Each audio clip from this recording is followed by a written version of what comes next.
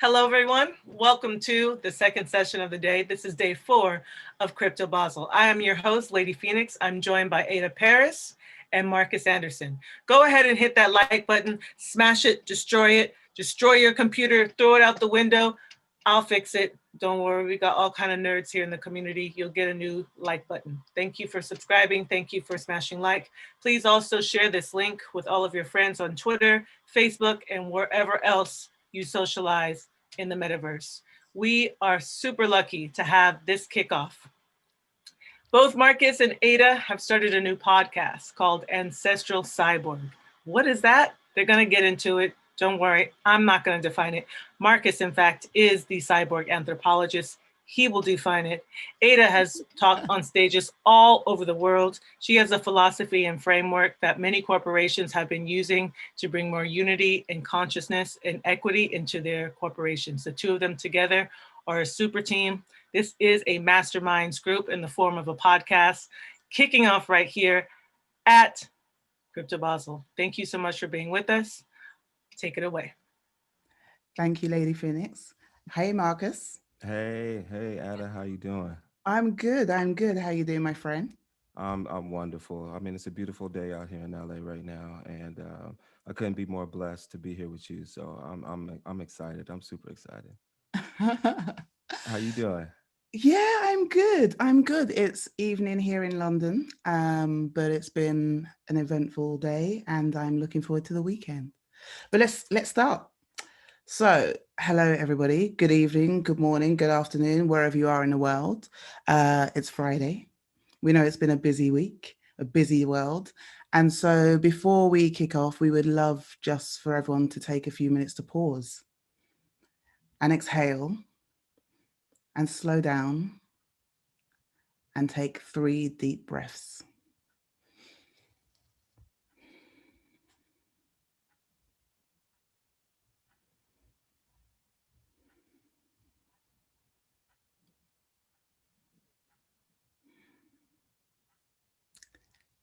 Thank you.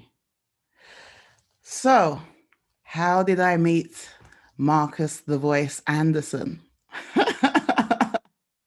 um, it feels like Marcus and I were always supposed to know each other. We were introduced earlier this year. I was working on a project that we'll get into later called Cyborg Shamanism, and I was thinking of doing a PhD. And the PhD was around the decolonization of technological innovation. And a mutual contact, Greg Sherwin, introduced us because is a cyborg anthropologist, and he thought that Marcus would be able to help me write my PhD proposal. But once we started talking, that was it. We started talking and jamming, and it just became this beautiful friendship. But more than that, what I love about Marcus is he is like a brother from another mother. He's generous, smart, sharp, witty, curious. Um, just the levels of intelligence and curiosity and everything. We have recently had to start a Slack channel just for the two of us because of the amount of resources that we share every time we talk. Um, but he is a man, a human with a big heart and a really good friend, and my co-founder, Marcus. Ada, thank you so much for that. Wow, I can't wait to my introduction to you. That was just absolutely heartfelt. That was touching. I'm just really glad that the stars aligned to bring us together, and it did it in a way that was just very serendipitous. It was seamless, and it's getting into the topic that we're talking today, and this is why we wanted to really kind of find our voice around these topics that we were sharing, because we think it's important, think it's important not only for ourselves, but also for the world and the land and the legacy, that we want to leave. So here at the Ancestral Cyborg podcast, we really kind of set out, and what we're setting out to do is explore topics at the nexus of ancient wisdom, modern technology, and future society. We are your hosts, Ada Paris, originator of the concept of cyborg shaman, and Marcus Anderson, a cyborg anthropologist.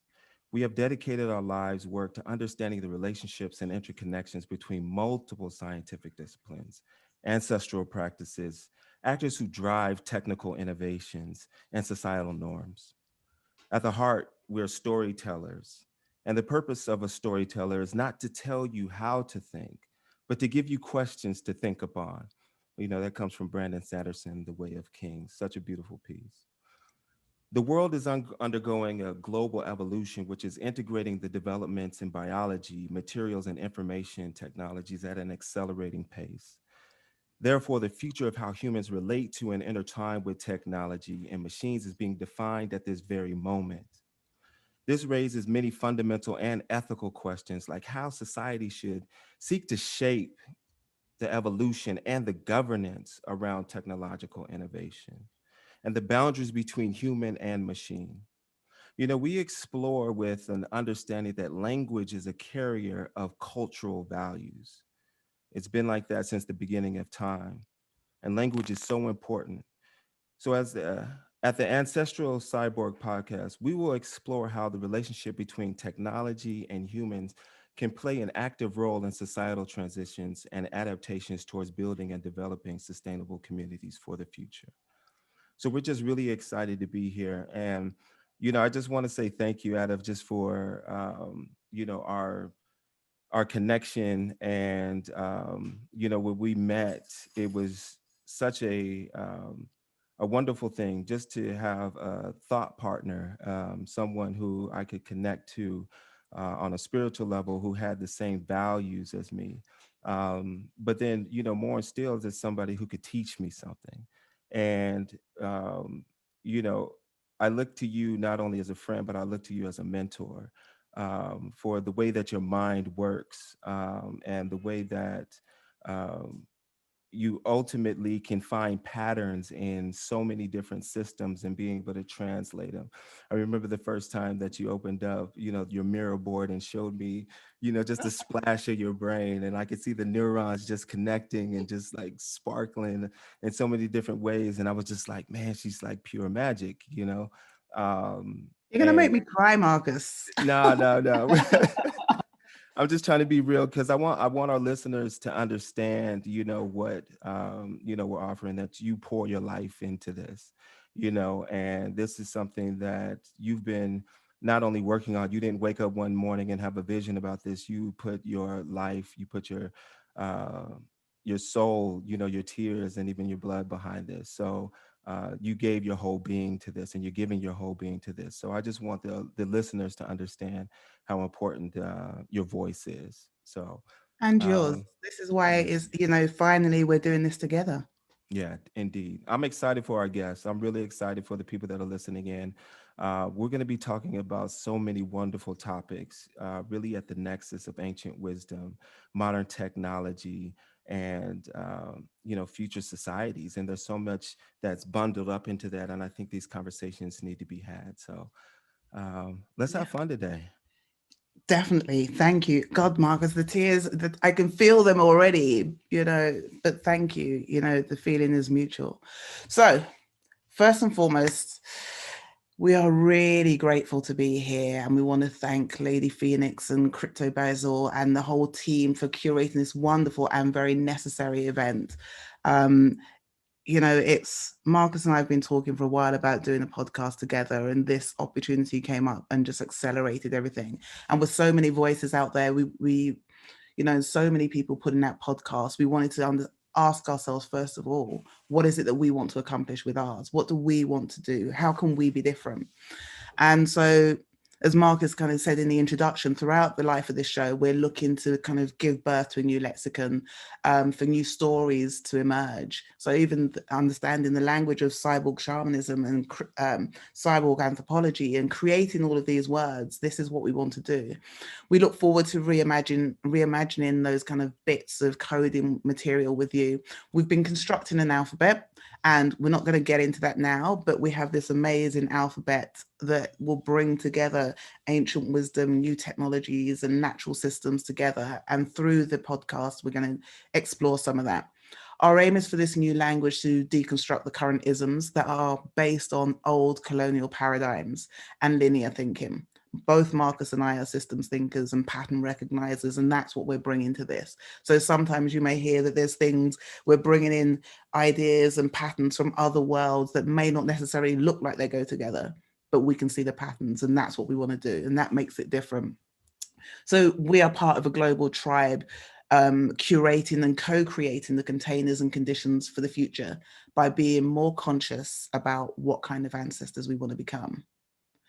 We believe that art is experience and crypto is ancestral power. And we're going to get into that later, which gives us sovereignty over our experiences. Now, both Marcus and I, a mentor, a friend, introduced me to Alan de Botton's book about art as therapy. And both Marcus and I agree when Alan de Botton says, the artists of the future might be adept with brushes and paints or with film, but they will also have the skills of an architect, a geologist, a public speaker, a politician, or a scientist.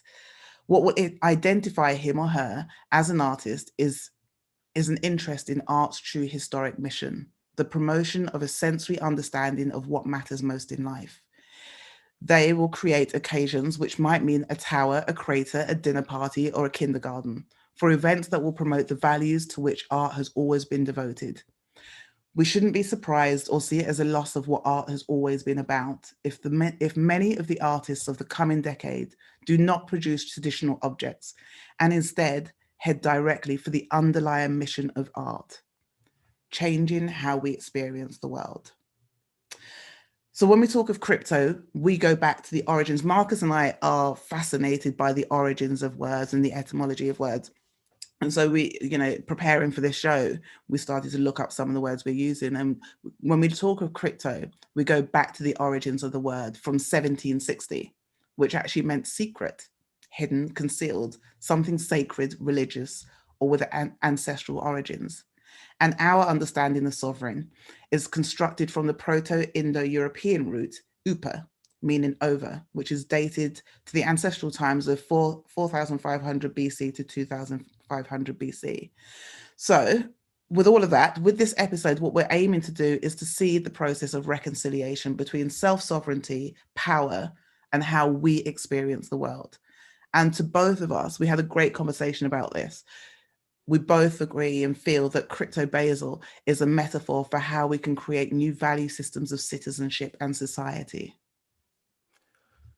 Yeah, I mean, you said that. I love that. Crypto Basel is a metaphor for how we create new value systems of citizenship and society. I mean, that's so powerful in itself, and I think when we talk about art and we talk about crypto and we talk about sovereignty and we talk about the things that are going to lead us into the future and how do we kind of merge the technological aspects of this reality, with the human aspects of this reality. So to revisit our previous statement that we believe that art is an experience and crypto is ancestral power, which gives us the sovereignty over our experiences. Um, there's so much to unpack in that, and I think what we need is like just some definitions. So when we refer to the term ancestral, we're really defining the word in the context before the colonial creation of the terms indigenous and aboriginal, because those didn't actually come into play until colonization actually was in full swing. By the Um, Europeans. by Europeans. Yeah. So Yeah. there's the long lineage before that word even existed, right? So which mean in our sake, where we're looking at it, it is really to me, which both mean inhabitants from lands colonized by Europeans. So for example, the council actively rejects the word indigenous because of this very reason. So we just want to make sure that when we talk about words, we're talking about them in reverence to their root, and Yeah. where they came from and what they mean to more than just the westernized world. Um, and it was a quote that was really fascinating that I was able to find. Um, and it really kind of set the tone for what we're talking about. And I think the most important domination was the mental universe of the colonized, the control through culture of how people perceive themselves and their relationship to the world. economic and political control can never be complete or effective without mental control. And to control the people's culture is to control their tools and self-definition in relationship to the others. So that's why language is so important. That's why our connection to our epistemology of what things mean and where they come from, definitely we can find out where sovereignty can be unfolded in that coding material of language. You um, and that kind of leads us into like some examples. Like, I mean, I know that through our studies and through the work that you're doing, at the Buckminster Fuller Institute, as well as the Design Science Center, and when you talk about, are there examples of this like kind of unfolding where art is being expressed in a way that it's integrated into the society, where it's becoming the culture, where it's actually being expressed in a way that identifies the values of that particular place and time?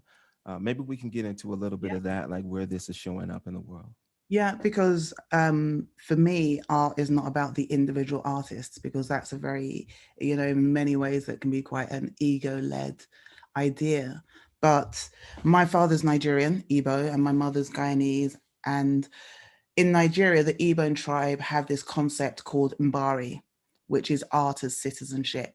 And what that's about is that they, the when there is a particular feast day, a feast, a reverence to one of their ancestors, the whole village come out. And what they do is that various people are chosen from the village, and then they go together and they go and live in a house.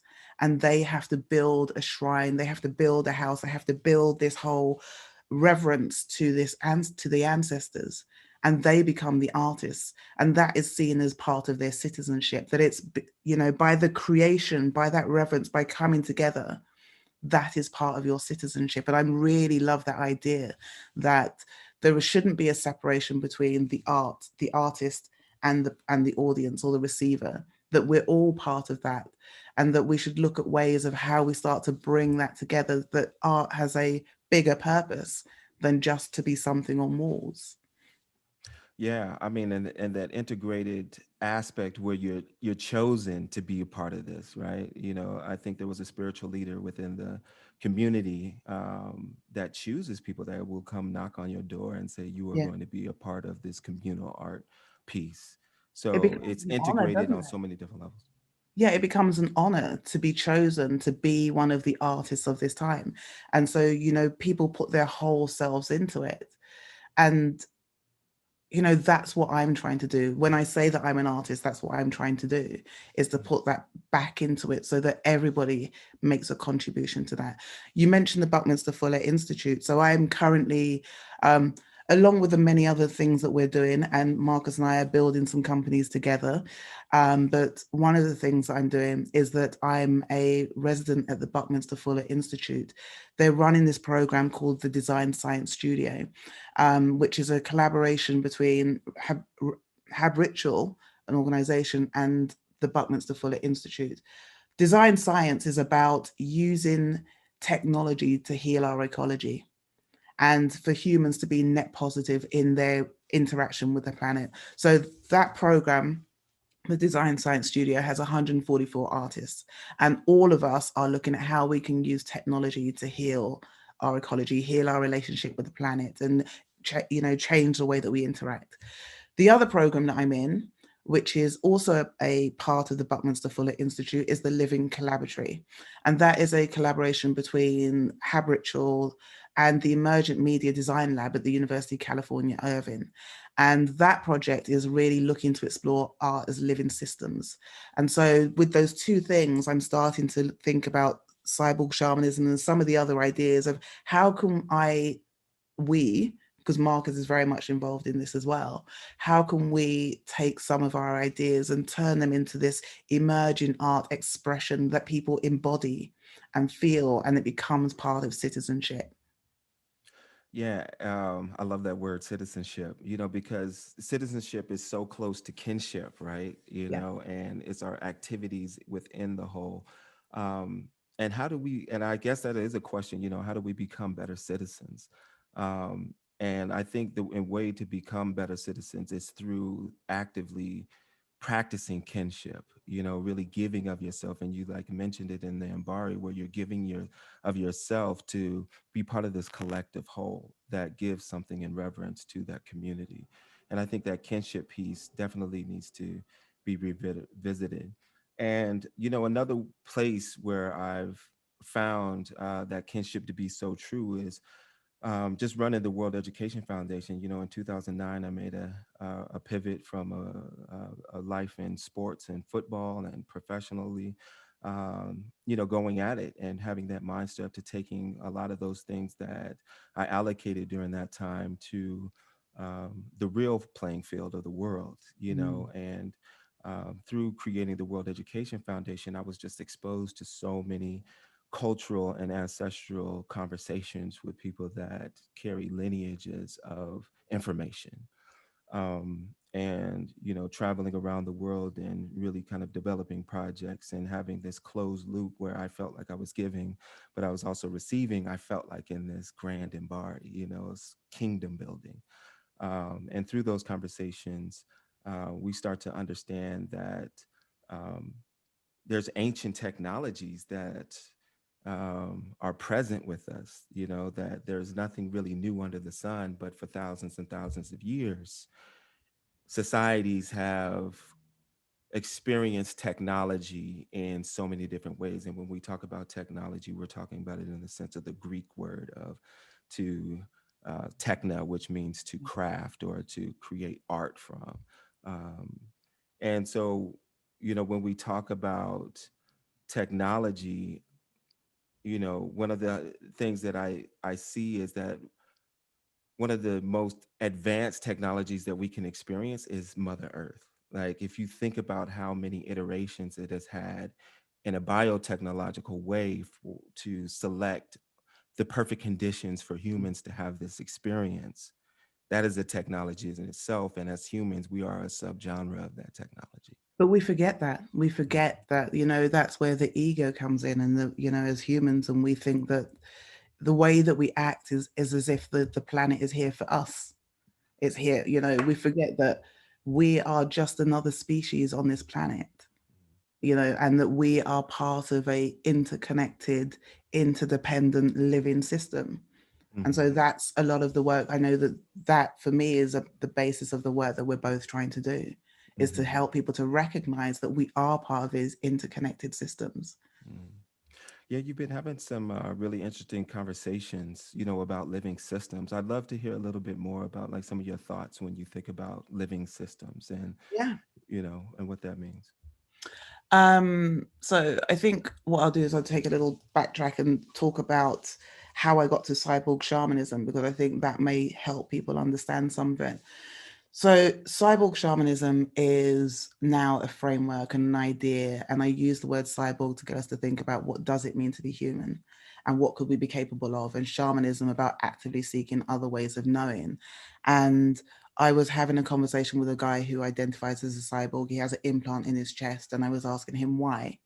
And he was saying that because he believes that that's future human, that he's using the technology to connect with some senses that we as humans in the West especially have lost. Indigenous cultures may still have that connection and that connection to the earth, but he wanted to understand, he was using this to help him understand himself, his relationship with himself, his relationship with others, and his relationship with his environment. And I said to him, well, you're saying that, but it's actually the same. It's very similar to what people say about going down the shamanic route or plant medicines and all of that. And then so suddenly I had this eureka moment of going, well, they're actually the same thing, that all we're trying to do as humans is gain enlightenment, the sense of enlightenment. And so what we're doing is we're using different tools or technologies to do that. And so I then had this moment of, well, if the cyborgs are doing it at one end and the shaman doing it on the other, I could bring them together because there's no hierarchy. And so started to look for patterns as to where else could I see this pattern, that we're using tools to connect with ourselves, with our environment, and with others. and started to see that in nature and started to see it in quantum physics and spirituality and all of these different worlds. And that to me was part of recognizing that everything is interconnected. As much as we try and separate them and create these hierarchies, which actually is colonization, the Mm. idea of divide and conquer and separate and create these hierarchies, that is part of the issue. Um, but, you know, to the point you were making earlier, that none of these technologies are new either. Because I remember when I first came across blockchain years ago now, I came across the concept of blockchain.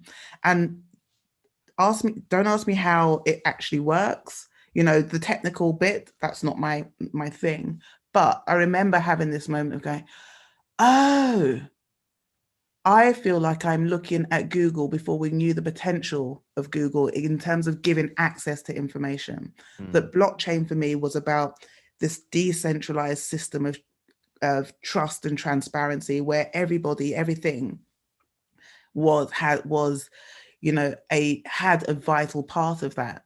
And then talking to other people, a friend of mine, I was saying that, you know, I'm seeing this system everywhere, that starfish have Mm. are based on a decentralized system. And a friend of mine said, told me to look up this, and I'm probably going to be brutal with the pronunciation, but it's called Tenochtitlan, ancient Mexican civilization that had these floating gardens. And those floating gardens, they were decentralized agricultural systems. If you look at the map of them, what we see is the same operating system that people talk about in terms of blockchain or decentralized systems, that there's flat structure. So none of this is new. It's just that maybe, you know, some of the ideas have been colonized or some we've forgotten. And for Mm. both of us, it's about looking at how can we really get back to understanding that some of these patterns have ancestral histories. Some of them occur in nature because nature is the biggest problem solver there is. Mhm. You know, there is no problem that we have that nature hasn't already gone and solved in some way.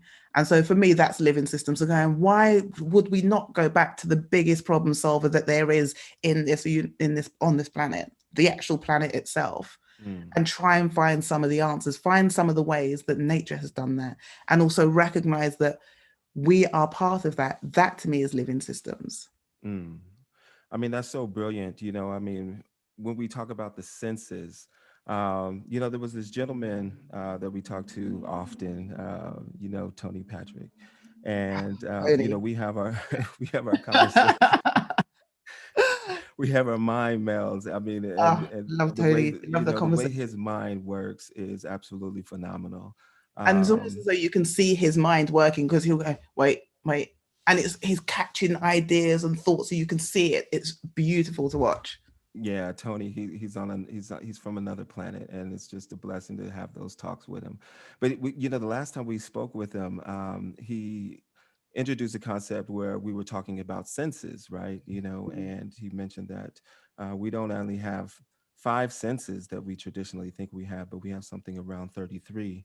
Yeah. And I did some more research on that, and I found, a couple of articles that I just put in the chat, but a gentleman by the name of Dr. Merle Fairhurst, he was discussing this about how we can expand our senses, that there's so many different things that we haven't tapped into. So when we talk about how we experience this world, um, it reminds me of this Hawaiian custom, and practice where it's very clear that humans are inextricably tied to the earth and one another, that there are no boundaries.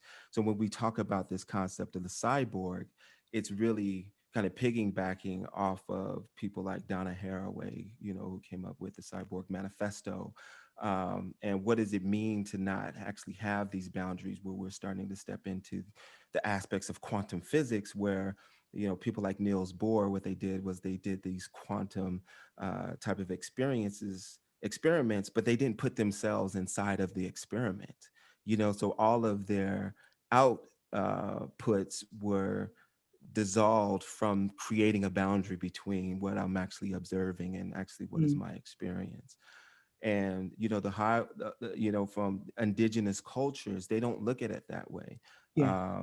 In Kanaka Maoli ontologies, that privilege, multiplicity over the singularity, supply useful and appropriate models like aesthetics as well as ethics, through which imagining and creating and developing beneficial relationships among humans like really means, and what they call it is like coming into a connection with, like, say, artificial intelligence. They would say, like, how do we actually make it of pono, of harmony, of balance, of beneficial um, creations back to the earth.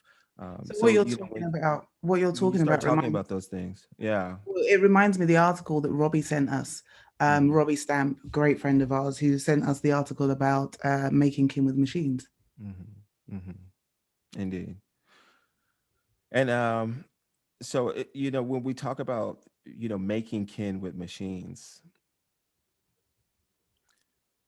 and we talk about all of the technologies that are starting to emerge at a very exponential rate, when we're living in this age of connectivity to all things, um, it's interesting. You have some people putting their hands like fully in the dirt, you know, and you have some people you have some people that are creating the technologies to colonize another planet. Yeah. So Um, where's that balance, and how do we actually inform ourselves when we start to move forward with some of those questions? well, I mean, I was having a conversation the other day that uh, with somebody who there was a person who was saying that the colonization is gone. It's not. It doesn't exist. And I said, no, it's just under a different guise. It may not be. We may not. People may not use the language of colonization or the word colonization, but you and I have had conversations about a lot of the governing isms that the isms are actually, and many of the isms are strategies to maintain that sense of divide and conquer and hierarchies, and even it now becomes digital feudalism, this separation from ourselves and from it and us.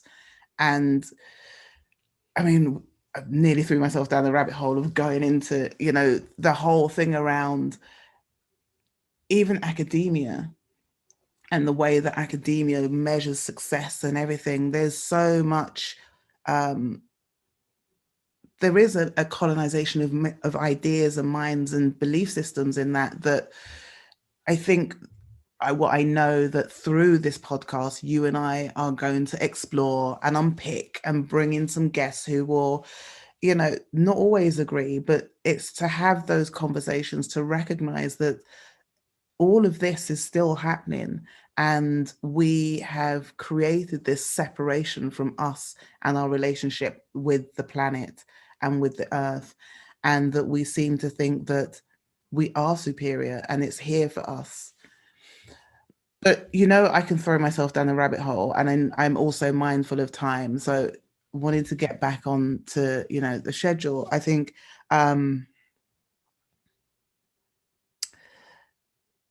you know actually, I'm going to ask you a question. I want to ask you a question. Oh, yeah. Why did you go down the route of cyborg anthropology? Hmm. I think the root went down in me. Yeah. Okay. Uh, Great answer.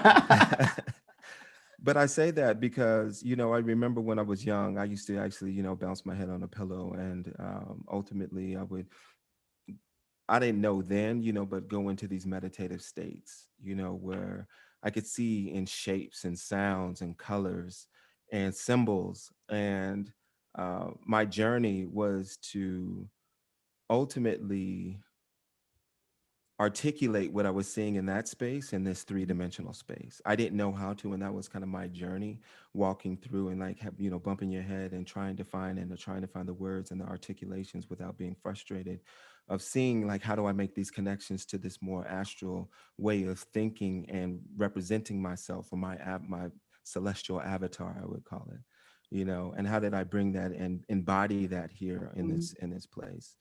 And what I started to see is that there was no disconnects, or there were no, everything was interconnected, that you could be of the spirit, you could be of the body, and then you could be of the mind as well at the same time. So you could use your intellect, you could use your body, and you could also use your spiritual aspects to find out answers and to explore this experience.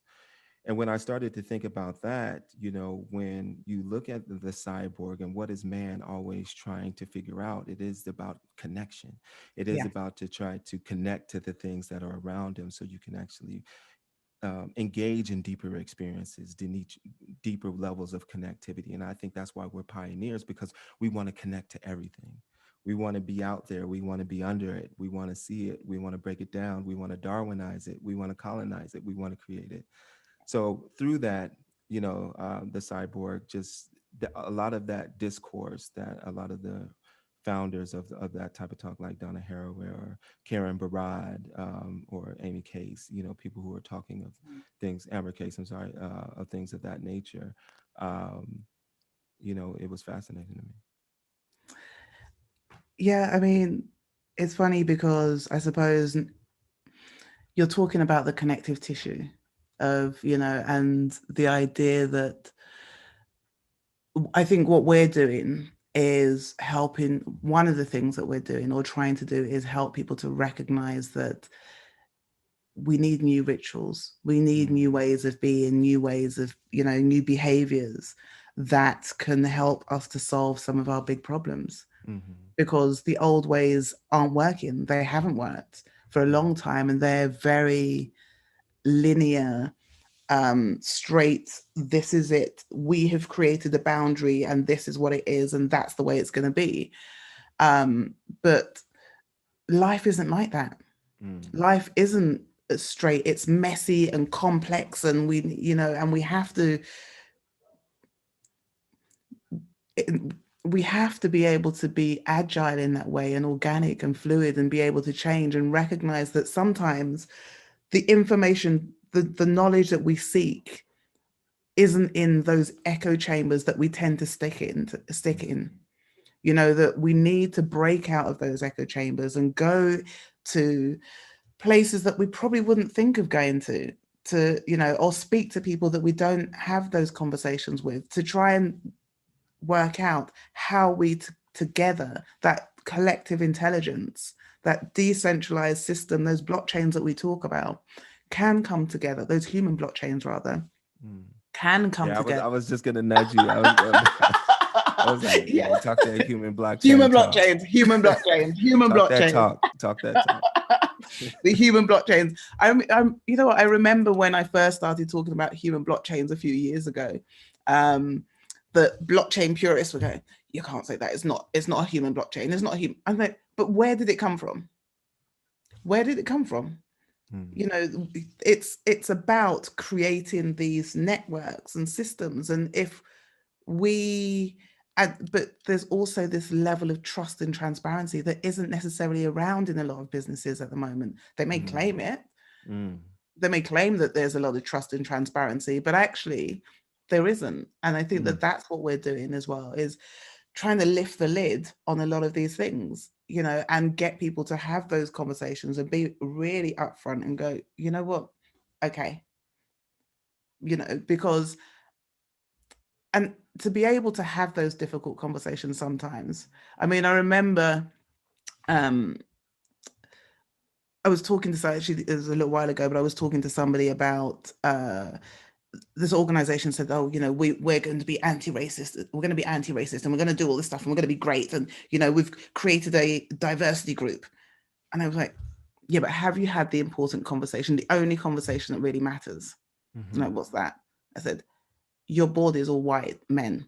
How many mhm, of you, which one of you is going to leave?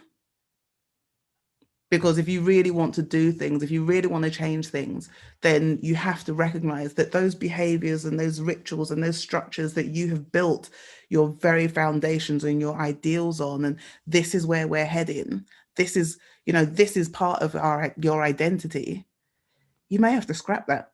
You probably mm, will do, mm. And, because and, and that is the only way that things are going to change. Sorry. no, I mean, and there's a lot of conversation, even in the space of AI and ethics, in some large companies that's going on right now, about what does it mean to be decentralized? What does it really mean to be a human blockchain in this configuration of this matrix, where you have systems of corporate behavior and cultures that are, pretty much guiding and sheeping and herding intellects, from research all the way to, um, I the mean, actual programs and the software and the hardware that is actually being developed. So there's some interesting but opportunities to explore humans, in that blockchain, and how do we actually, are we living the decentralized space where we can say, or do we have to be validated by the other nodes in order to actually be validated in this well, then blockchain? is it? It's not really a blockchain, is it? Because Mm, it's this. It's still a form of. When you were speaking, actually, what came to mind is the idea that a lot of companies are actually just knowledge farms. mm, They're just harvesting the knowledge and wisdom and collective intelligence and packaging it up and selling it off as uh products and services. But how does that trickle back down to the people who came up with the ideas, who mm, are the originator of those concepts, or the well okay, whether originators or the people who recognize those patterns and had the language to decode it and translate it so that others could understand it.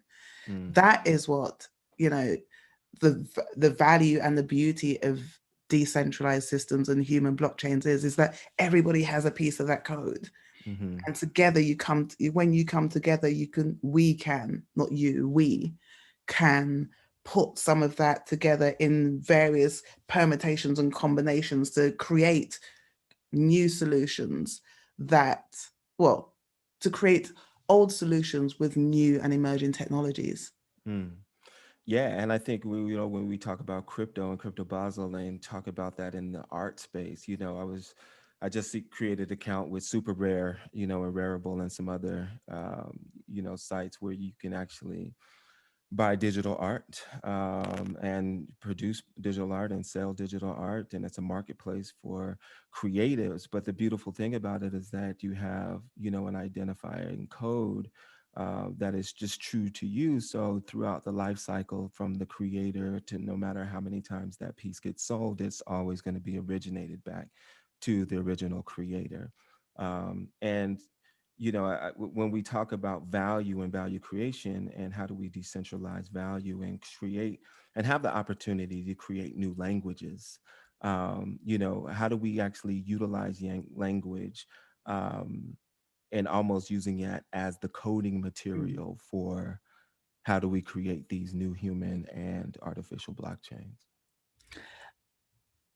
I'd like you to share, talking about that, I'd love for you to share your new your new Medium post, the article that you wrote. Digitimacy. Yeah, Yeah. I think that you should drop that in right now. Okay. Let me find that right quick.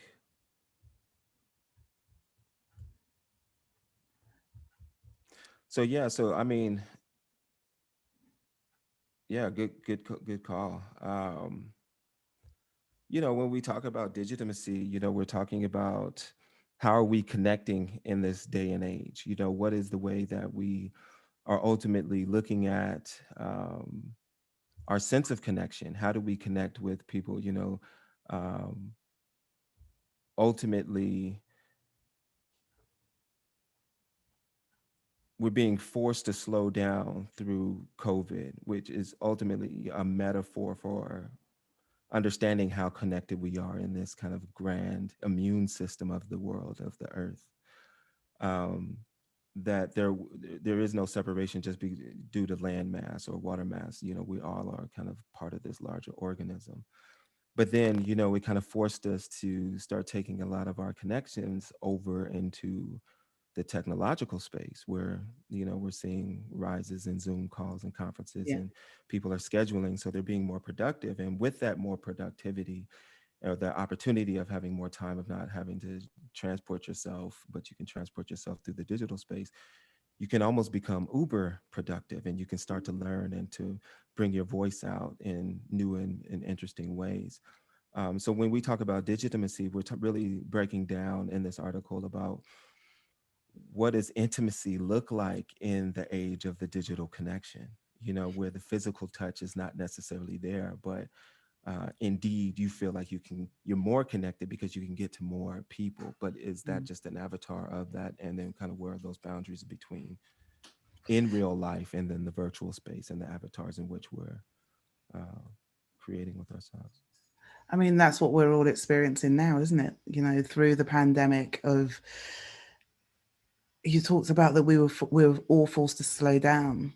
Mm, Um, I think that at the beginning, I think during the pandemic, I wrote a piece around some of the patterns that I saw happening. And one of them is, there were three things. The first was that we've talked about it already in this show, that this idea of colonization, divide and conquer and separate. And actually, in order to try and find solutions to the virus and to try and solve, to support each other, a lot of those borders and boundaries were dropped. And so it just shows you that how quickly, actually, with the right motivation, people can get rid of those boundaries and borders mm, and all of that. And so human blockchain becomes more as even bigger. The concept of human blockchain becomes more real, I think. The second for me was that we started to recognize the human in each mm, other. mm, That the most basic needs that we had, we didn't matter, if you went to university or your gender or sexual orientation or anything like that. It was just this need to support each other and to help people bring those things together, to come together, to recognize the human in each other. And I think that we've got to a stage now, especially on these Zoom calls and online calls, where a lot more people are starting to recognize the human in each other, because we're seeing into each other's worlds.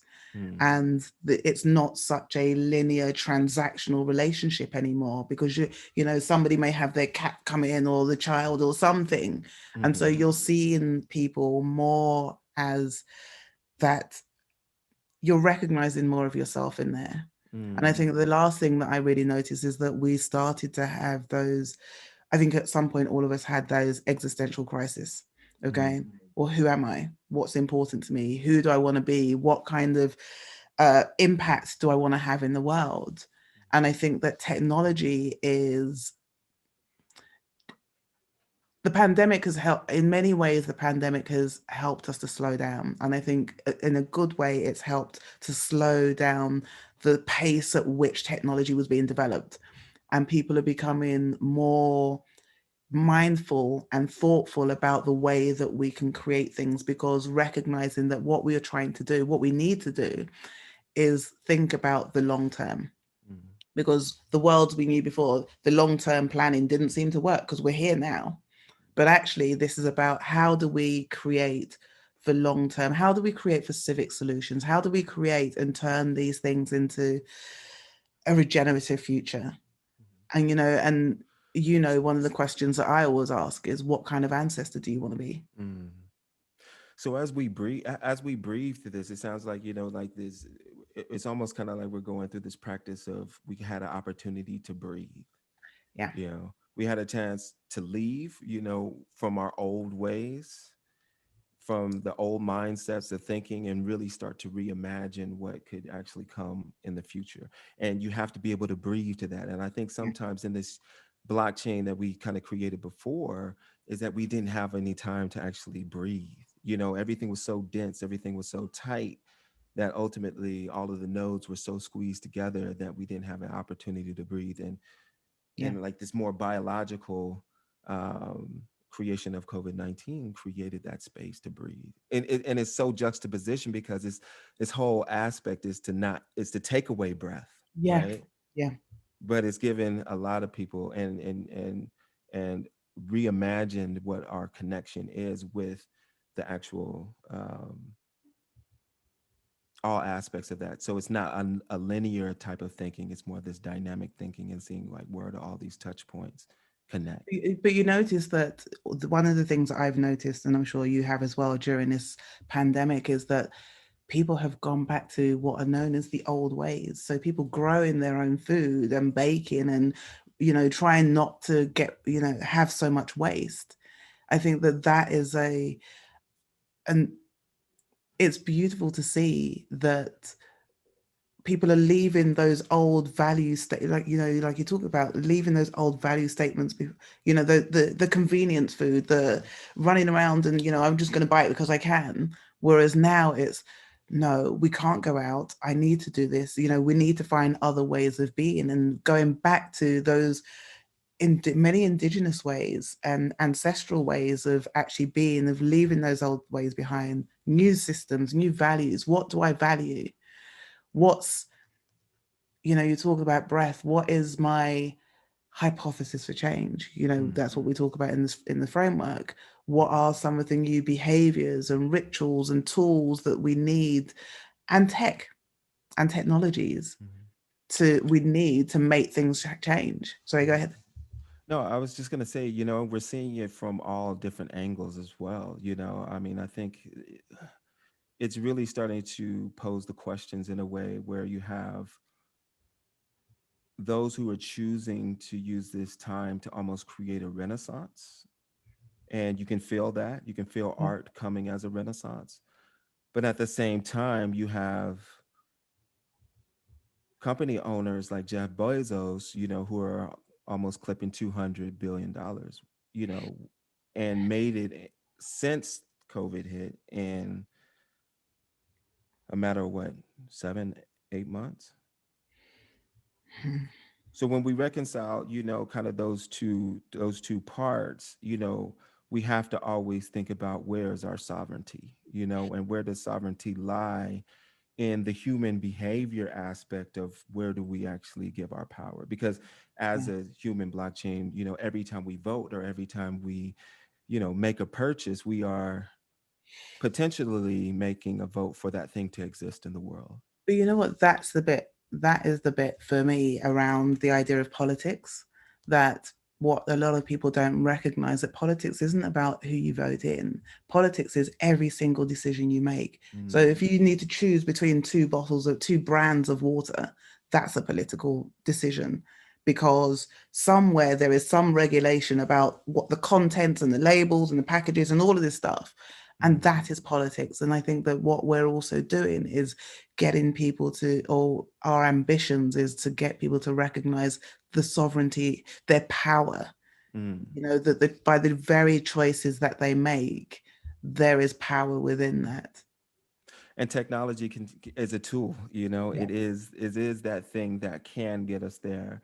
Um, but I think, you know, when we start to look at, you know, a human behavior, we have to change the code. We have to change our code because we are habitual creatures. We are part of this larger part of this human blockchain, right? So through that language, we have to create and to push and to reimagine what those systems look like in order to decolonize ourselves as Mhm. well as move into these new systems of sovereignty, you know.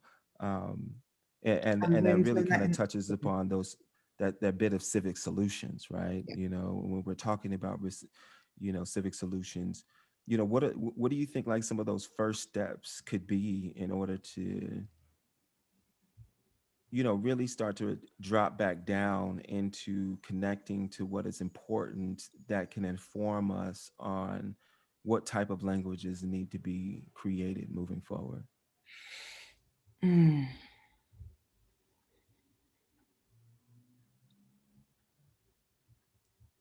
You know, I think that first we need to do some inner work. We need to recognize, and you know, that we have to break our own relationship. So one of my tutors on on the University of California program, Vakili, he talks about the fact that he uses the relationship between the brain and the body as a metaphor for our relationship with the earth. That the brain is kind of taking over and controlling the relationship with the body, and that actually we need to remember that everything is connected and that the two are equals. And when you bring those two together, that, and recognize that they are interconnected, that you then have a higher state of consciousness. And I think that when we're looking at how do we start to change things, where do we start? I mean, I suppose if I think about the conversations that we've been having, I think a lot of the more recent conversations that we've been having between ourselves, but also with others, is around land, Mm. looking at the relationship with land, and the focus on building community and recognizing how the land has gone through trauma. And I know you've been having some, work based over there, especially you spent the summer traveling around parts of America. Maybe you should tell Mhm. people about some of that work you were doing. Yeah, yeah, thank you. Indeed, land, I think is getting back to that conversation about our connection to land and that bit of technology that over billions of years it has created everything that we need in order to survive here and thrive here in a magnificent way. Mm. No matter given the population size. I mean, one statistic that really blows a lot of people away is that people only occupy physically 7% of the world's landmass. And if you breathe that in, the world is huge, and Yeah. that's only landmass. So we're not even talking about the oceans and the waters. So with that, the stories that we've told ourselves, are these grandiose, heroic, journeys that we are at the center of everything. But The in all hero's actuality, journey. the hero's journey, right? That part. Um, but what I wanted to consider is, where do we start if we really want to make those personal transformations? Where do we drop down? And I really believed, and the people that are around me, my girl, we always talk about um, getting back to the land, getting back to this place where we can really connect. We are Mm. primitive beings, but we're also intellectual beings, and our minds can sometimes create these um, almost fetishized, anamorphic type of deities outside of ourselves instead of looking within ourselves. You've just dropped in one of the words from our alphabet. Yeah, indeed. Indeed. Oh, I can't wait to Yeah. talk about the alphabet. The alphabet that's what we're talking about, language and decoding. Yeah. But, so I took some time. We road tripped, me and my girl, and the dog Levi, we road tripped for about 3 months, really talking to large landowners, um, farmers, ranchers, and seeing, what were their sentiments, how did they feel right now, and would they be willing to actually make a transition to more regenerative activities. So what we did was we went and we met with a lot of different people. We tapped into a brilliant network that I was privy to be a part of, Hatch out of Mm. Montana, Yarrow. Hey, Uh, Yarrow. yeah, he's running that operation, and through that, um, you know, I was able to really drop into some pieces of land that were not only indigenous, but that have such a deep history throughout time. So I had an opportunity to meet with a brilliant mind and a brilliant spiritual connection, as well as land manager and owner, Malou Anderson, and her brother Daniel Anderson. And I got a chance to meet them and the family and to spend some time with them on their land and see how sacred it was, and ultimately understand how the keystone animals within that space, how they operated, and what were the natural boundaries, and the actual management of that space and land, and what is the ancestral context, through the greater Yellowstone region.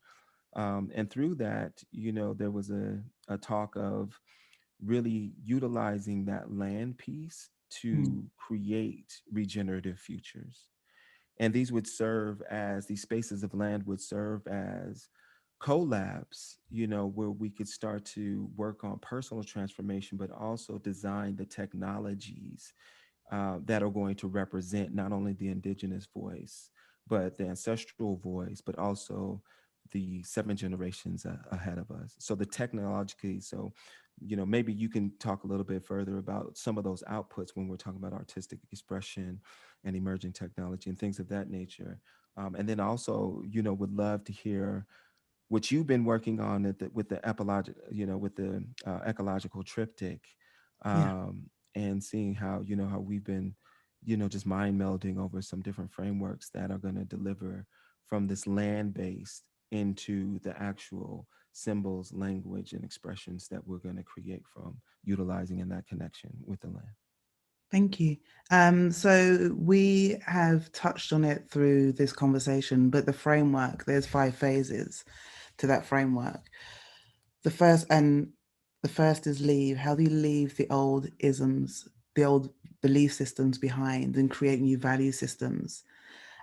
The second is breathe. How do you remove the tension in those systems and just exhale and create new hypotheses for change? The third is grow. What are the tools, technologies, rituals, behaviors, everything that you need to make these things happen? The fourth is flow, water. And we ask the question, what kind of ancestor do you want to be? And the fifth is ground. How do you ground that down and turn that into citizenship? And what you and I have done is we've spent some time looking at what does that actually look like? And so to go from, oh my God, blank, to go from leave to breathe is artistic expression. So creating immersive experiences and events that really help people embody the change.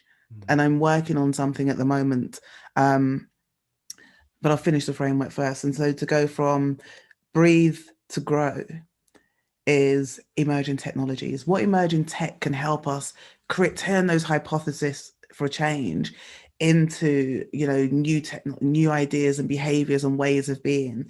To go from grow to flow is civic solutions. How can we now start to create some solutions that we start to think about what kind of ancestors we want to be? And to go from flow to ground is rethinking policy. And so what I'm doing at the moment is I'm actually focusing on that first bit, that artistic expression. So during the lockdown, the first lockdown in the UK, I was shielding, immunocompromised and what have you. And so I was shielding and I was here on my own in my home for 12 weeks. And I chose to see it as a time of metamorphosis rather than lockdown, and just be still and look and see what was happening around the world and those patterns that I recognized. I actually decided that I needed to do something that would help me get through that time as well. I needed a pattern. And so did an evening course in decolonizing anthropology at Goldsmiths University, which was amazing. And as part of the course, at the end, we had to do a project. We had to do like a feedback on what decolonizing anthropology had taught us.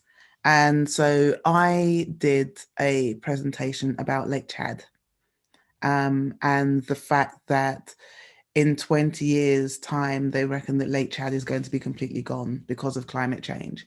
And all the tribes and people who the lake had millions of people around it, and that was their home, and it wasn't just their waterways, it was everything to them. But because of climate change, the lake was shrinking and shrinking and shrinking and shrinking, and people's livelihoods were going. And the governments weren't doing anything because they still had the old British colonial mentality and attitude to everything. So suddenly I'm going, well, there's this link between colonialism and climate change. Colonialism is this divide and conquer and separate, and climate change is impacting, we over here in the global north and the west will go, yeah, I'm going to recycle and I'll stick my stuff outside and it's great. But we don't recognize that the biggest impact that climate change is having is in those other places. And I'm not going to use the language of underdeveloped or developing, because that is a colonial language as well for those places. But it was this, so I started to think about, well, what's the link between colonialism and climate change? And I saw it as capitalism. Because we can say that we want to heal the planet and we want to, become vegan and only wear natural fibers and recycle and all of this, but people will still fly to Bali to go and do a yoga retreat because they can afford to. And so I realized that actually the link between all of those things, so colonialism, capitalism, and climate change, from a northern, global north-western perspective, is the ego. And so that became the ecological triptych. And I wanted to really start to look at, if that is the attitude in the global north, our Western perspective is that it's the ego that's driving everything and creating this dis-ease relationship with the planet, that we say that we want to do better, but we don't. What's the indigenous perspective? What do indigenous people, what's their approach to it? And so I had this opportunity to work with the Council of 90, and it's a council of 90 indigenous leaders from around the world who want to write their own manifesto for change, because they feel that now, especially in this pandemic, is the time to do that. And that they wanted to have a collective indigenous people's voice, and they want to write a manifesto for change, but also create a lobbying group, whilst recognizing the intersectionality of indigenous peoples and even the word, and we've talked about it, using that word. But I was able to use my cyborg shamanism framework and the idea of the ecological triptych, because those three things impact all indigenous peoples around the world. And so that was the commonality.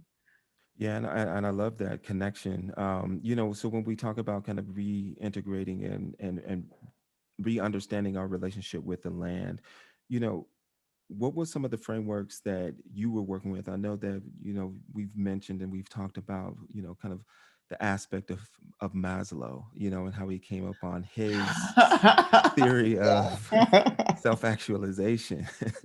Okay, And then, so so yeah, let's go there. let's just have a quick side conversation about Maslow. So we talk about Maslow's hierarchy of needs, but in my research around this whole subject, found out that actually Maslow appropriated the hierarchy of needs from the Blackfoot Nation peoples. So they had a hierarchy of needs, but it wasn't a pyramid or a triangle. It was a teepee that reached to the sky. And Maslow, there's actually photographic evidence that he was there with them. And what Selfie. he, well, yeah. Maslow's a conservative. Maslow was like, Actualize yeah, himself. I got this teepee.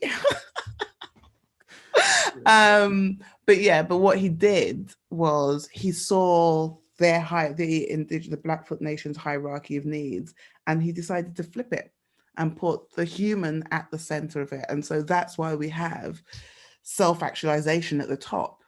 But once I discovered this, I was like, oh my gosh, I need to flip everything. And so working with the indigenous leaders and working with my own kind of hierarchy of needs. And actually, I think it was, when was it, Wednesday? I was on my design science studio course, and we were having a conversation. I spoke about Maslow there. And I said, we were having this discussion around, but on the hierarchy of needs, the most basic need that most people, that is, people need food and shelter and everything else. So that is a basic need. And I said, no, the most basic need is to make sure that the planet is still here. Because if the planet is still here, then we will have all the food and shelter that we need. But if we keep focusing on we need to have food and shelter first before everything else, then it's very me, human centered. It's very ego, and I get that could be quite a difficult concept for some people to agree with. But for me, it's that, if we're looking at this from a planet perspective, if the planet's not here, we won't have any food or shelter. Yeah, game, set, match. Yeah. It's the gambit. Yeah. So,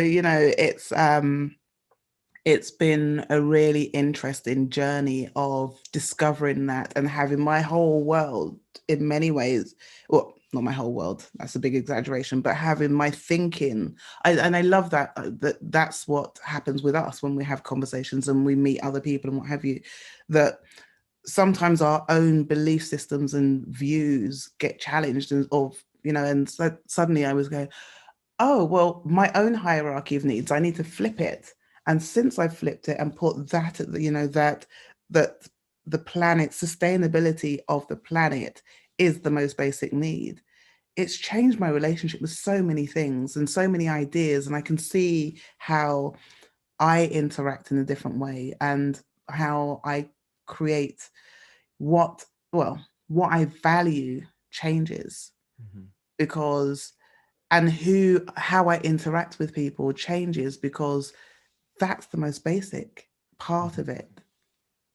And then when you say it changes, I mean, it almost makes a quantum shift in the blockchain. It's almost like a validation, right? And I think that's one of the things that, at least that I'm experiencing, is that since I've really had a chance to breathe, and I tried to curate my life in a way that I could always have time to breathe. And I think that's why I was able to experience what I've been experiencing so far, but I still feel like I'm just getting started. But to say that, I really feel like there's an alignment with all of the different people that have been working in silos, or in small groups, all around the world, that are just, the constellation is coming together, because it's Yeah, easier for us to get our energy out and to validate one another around these ideas and around this language. So there is a blockchain that is being created and validating itself in a very interesting way, that is aligning with a lot of the more cosmic time of kind of this deep time. So when we yeah, talk about time, we're talking about deep time. We're not talking yeah, about 70, 80, 90 years. We're talking about billions of years. We're talking yeah, about generations of time.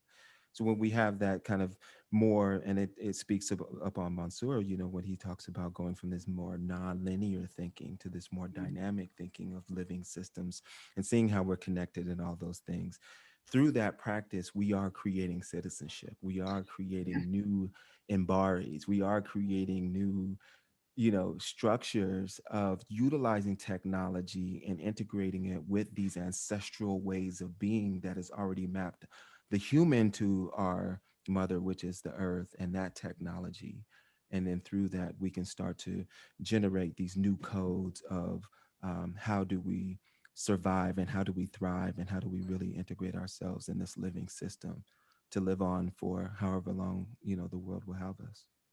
yeah. And I'm glad that you mentioned that as well, because that I think that that's one of the ambitions for this podcast as well, is that we are curators of people, and we are part of a global tribe of people who are finding each other, being introduced to each other in this time when more eyes are open, more ears are open, and more people are willing to change and to think differently, and to, going back to that quote that you said at the beginning, is one of my favorite. The purpose of a storyteller is not to tell you how to think, but to give you questions to think upon. Well, you Mm, people like you and I and Lady Phoenix, and I'm sure many of the listeners here are those people who've been asking questions. I remember when I first came up with the idea of cyborg shamanism, and I got people would say, "Oh no, don't talk about it. Don't talk about it. People will think you're weird. It's too hippie. mhm, Nobody will want to work with you. Your clients won't want to work with you because it's too out there. You're talking about shamanism, and almost just, well, actually, I forget that we've been in lockdown for so long, but say a year, 18 months later, I have been traveling around the world and speaking about it. And I still feel guilty. Don't get me wrong, I feel guilty about flying, and but we have now in a different space. But people's minds are more open to something different, a different way of being, because the old normal, especially in this current version of a pandemic, has proven that what we many of us believed in, those old isms, those old structures, the old language, wasn't serving us, and it was a load of crap.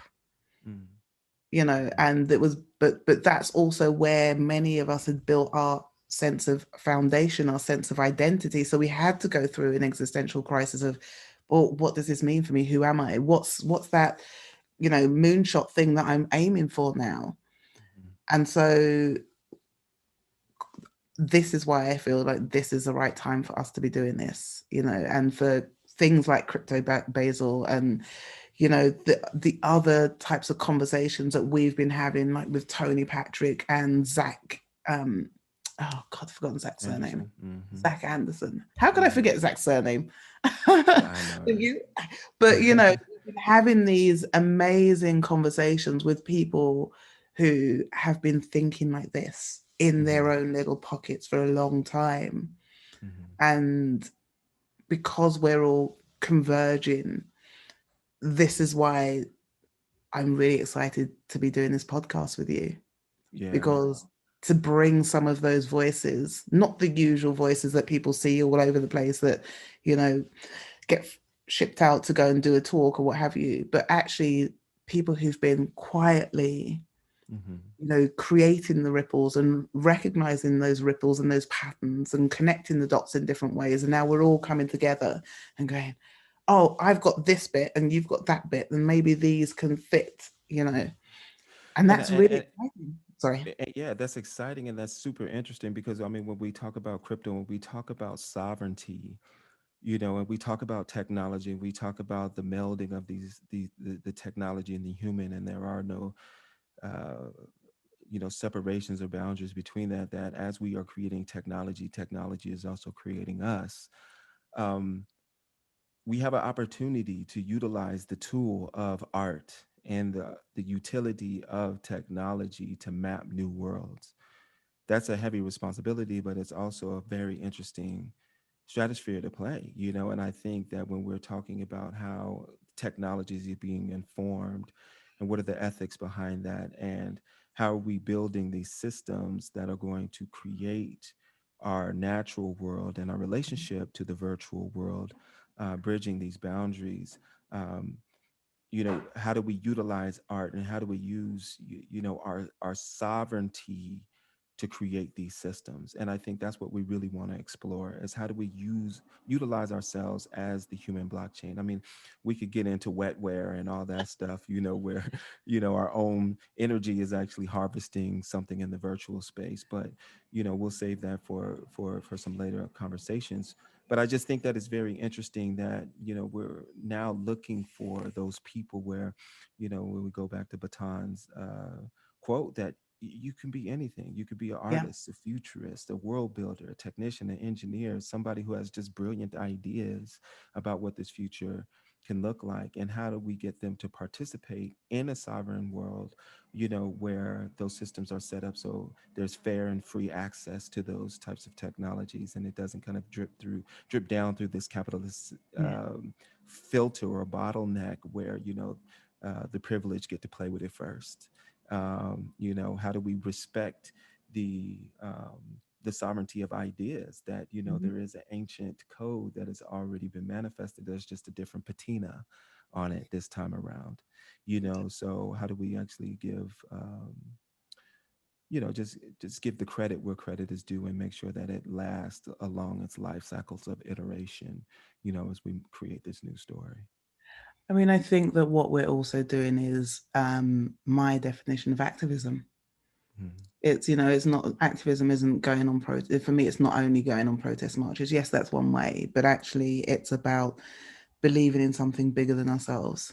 Mhm. And, you know,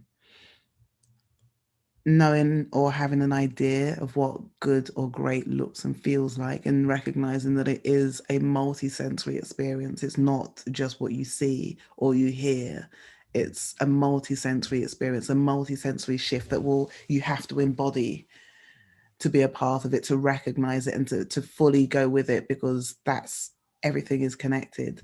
And that it is about that amplification of the voices and the experiences and all of that. And that's what we hope to do through the podcast, is help to amplify some of those people. Because when you were talking about, we're looking for the artists and futurists and all of those things, one of the things that I've noticed about the people that we do talk to is that most of them actually find it very difficult to give themselves a label, such as artists or what have you. Most of them are probably polymaths, and you know, so depending on what kind of conversation you're having with them, they will go, well, maybe this label fits today, but actually it's more that I'm just doing shit Mm-hmm.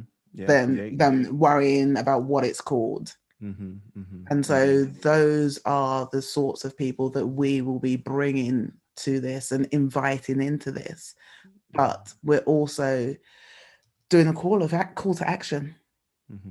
which Indeed. is we are looking for those people who this conversation resonates with, who feels that they're doing their own thing and want to come together to work together to try and change things, to create these new ideas and this new lexicon, and want to be a part of that.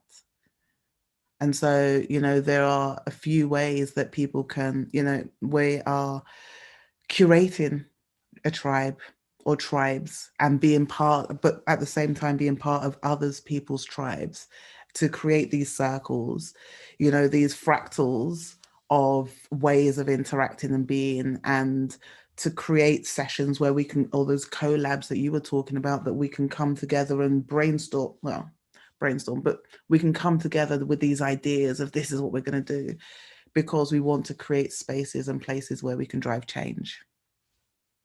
So, where can people find us, Marcus? Yeah, they can find us, at ancestralcyborg.com. We have some really good information that's going to be up there. And I just want to reiterate, to all our listeners, is that this is something that we're going to go to and through together. And we're creating those spaces to have brilliant people and brilliant minds come down to have these very exceptional talks about what it means to be human. What does it mean to be a cyborg? What does it mean to be connected to space and place? But also, these personal transformations that we can ultimately go through in order to reach a different quantum level of connectivity and sovereignty. So through that, I really would love for you guys to go sign up at ancestralcyborg.com. You could also check us out at ism.earth, ism.earth. We're building a really interesting tribe there through there, and we all have ism. So we encourage you to go on there and really think about what ism you are representing and would like to see change. Mm. And then, ultimately, we're going to, through our podcast, we're going to continue to inform, what we're up to in the real world, and then also create these spaces for change in the virtual world, as well as drop down. We can also get into a little bit later Ada's idea of a traveling Uh, festival as well. But yeah.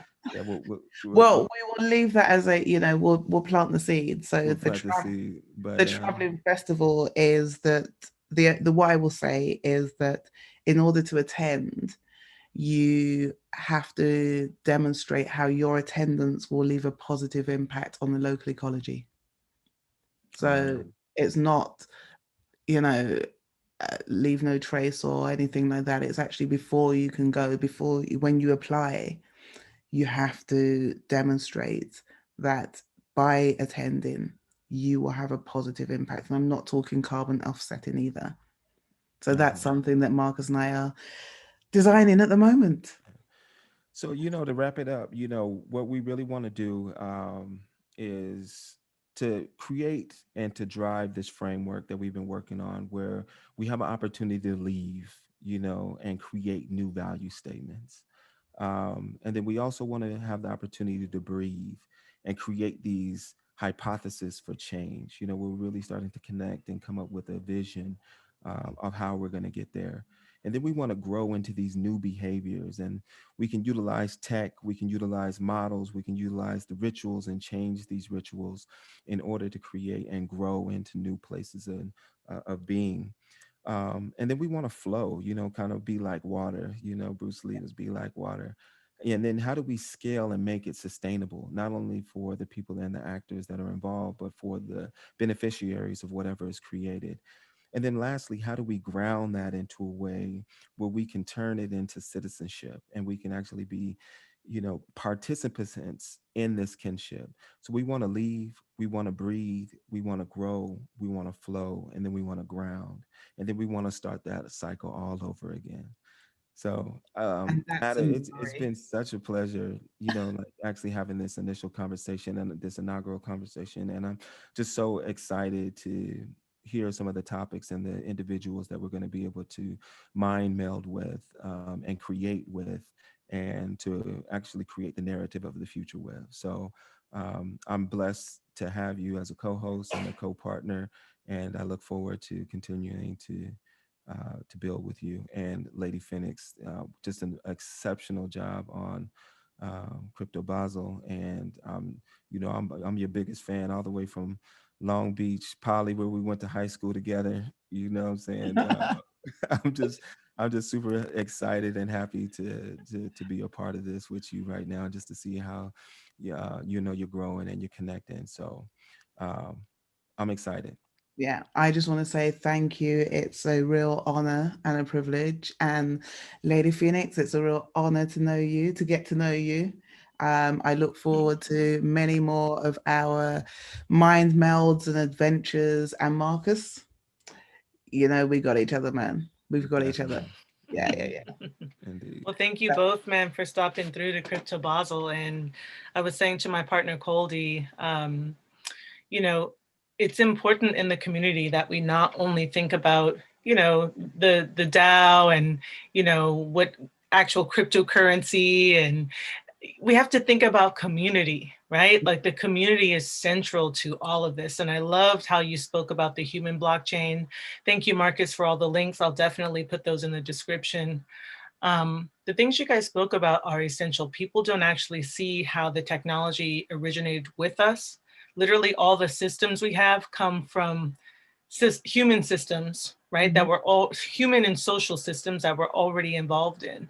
And innate technology, that's our actual body, our eyes, our ears, our actual systems of mobility.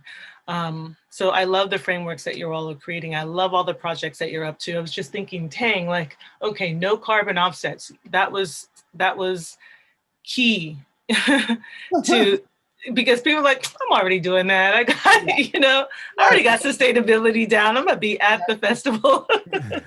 No carbon offset. Yeah, so really excited for you guys. Love what you guys are up to. Thank you so much for blessing us with this talk.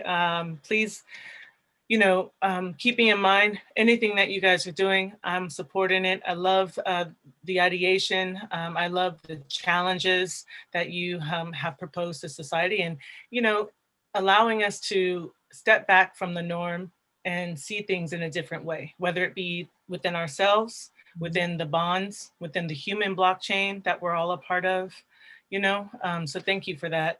Definitely please hit up ism.earth to find out more of what Marcus and Ada are doing, and hit up ancestralcyborg.com to learn more. Thank you guys for being here. Up next at 1 o'clock, we have Intro to Crypto Art en Español. Oye, mi gente, come on down. that's my best Spanish. Damelo todo. I can understand pretty well, but like that's my best Spanish. But Carlos Marcial is gonna keep it lit. He's the moderator of the next panel, so I'm excited.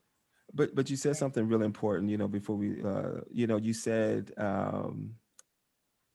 about, ultimately,